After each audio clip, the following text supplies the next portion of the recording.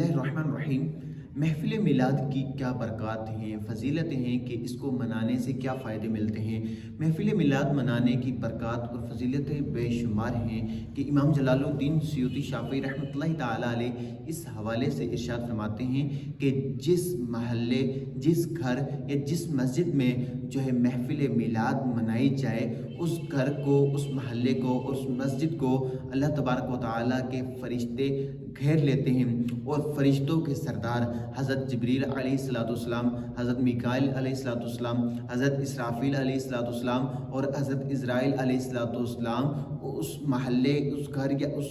जो है मस्जिद पर रहमत की दुआ करते हैं कि इस पर जो है अल्लाह ताला की रहमतें नाज़िल हों। और इसकी सबसे बड़ी बरकत ये है कि जिस घर में महफ़िल मिलाद का एहतमाम किया जाए,